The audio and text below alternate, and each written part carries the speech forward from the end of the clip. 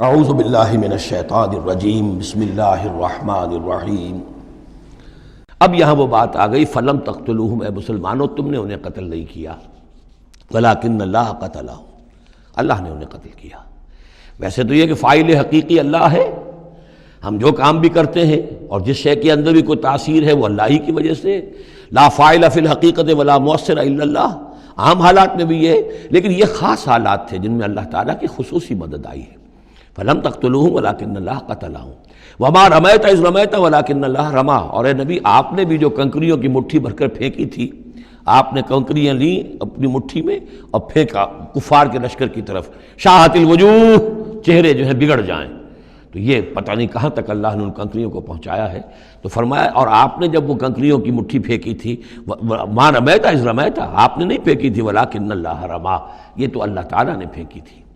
ہاتھ ہے اللہ کا، بندہ مومن کا ہاتھ۔ وَلِيُبْلِيَ الْمُؤْمِنِينَ مِنْهُ بَلَاءً حَسَنًا، تاکہ اللہ تعالیٰ اہل ایمان کے جوہر نکھارے، ان کے اندر کی چھپی ہوئی جو صلاحیتیں ہیں مخفی ہیں انہیں اجاگر کرے۔ یہ ذرا نوٹ کر لیجئے، بلا یبلو کے معنی ہوتا ہے آزمانا، تکلیف میں ڈال کر کسی آزمائش میں۔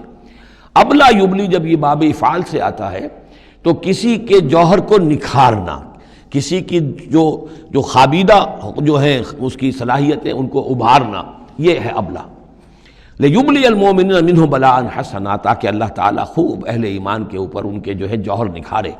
ان اللہ سمیع علیم، یقیناً اللہ سب کچھ سننے والا اور جاننے والا ہے۔ ذالکم وان اللہ موہن کید الکافرین، یہ تو ہو چکا۔ اب اس جنگ کا جو نتیجہ تھا قریش تم نے دیکھ لیا، لیکن آئندہ بھی سمجھ لو اللہ تعالیٰ کافروں کے تمام چالوں کو ناکام بنا دے گا۔ یہ اہل ایمان سے بھی خطاب ہو گیا اور یہ کہ کفار کے لیے بھی، اور پھر کفار سے خطاب ہے، ان تستفتحوا فقد جاءکم الفتح۔ اصل میں ابو جہل جو لشکر کا وہ سمجھیے کمانڈر ان چیف کی حیثیت سے آیا تھا، اسے اتنا یقین تھا کہ میں نے اتنی تیاری کی ہے، اتنا ساز و سامان ہے کہ ہم مسلمانوں کو کچل کر رکھ دیں گے۔ تو پہلے سے پروپیگنڈا شروع کر دیا تھا، یہ یوم الفرقان ہوگا، یہ پتہ چل جائے گا اللہ کس کے ساتھ ہے۔ اللہ کو تو وہ بھی مانتے تھے، اللہ کے ساتھ دیویوں دیوتاؤں کو مانتے تھے نا، اللہ کے منکر تو نہیں تھے، لیکن یہ کہ ادھر اللہ ہی اللہ تھا، ادھر اللہ کے ساتھ اور منات اور دیوتا اور وہ بھی تھے، تو یہ کہ اللہ کس کے ساتھ ہے یہ ثابت ہو جائے گا۔ یعنی وہ اتنا یقین تھا اسے، جیسے 65 کی جنگ میں لاہور، فال آف لاہور دکھا دیا گیا BBC ٹیلی ویژن کے اوپر، یہ ہو چکا، لاہور جو ہے اس پر تو بھارتی فوج کا قبضہ ہو چکا، اتنا یقینی تھا۔ اسی طرح اس نے یوم الفرقان کہا، تو اسی کو اللہ تعالیٰ نے یوم الفرقان بنا دیا تاکہ منکشف ہو جائے، یہ بات مبرہن ہو جائے کہ اللہ کس کے ساتھ ہے۔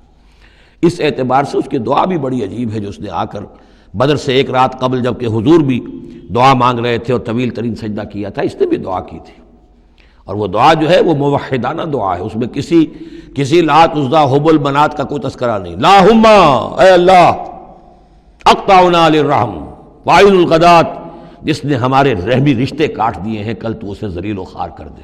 یعنی اس کا جو سب سے بڑا چارج تھا، الزام تھا حضور پر، وہ یہ تھا کہ اس شخص نے آ کر ہمارے خاندانوں میں تفریق پیدا کر دی، بھائی کو بھائی سے جدا کر دیا، ایک بھائی مسلمان ہو گیا وہ علیحدہ ہو گیا، باقی بھائی کافر ہیں، ایک دوسرے کے دشمن ہو گئے، ماں باپ سے اولاد کو جدا کر دیا، شوہر کو بیوی سے کاٹ دیا، بیوی کو شوہر سے کاٹ دیا۔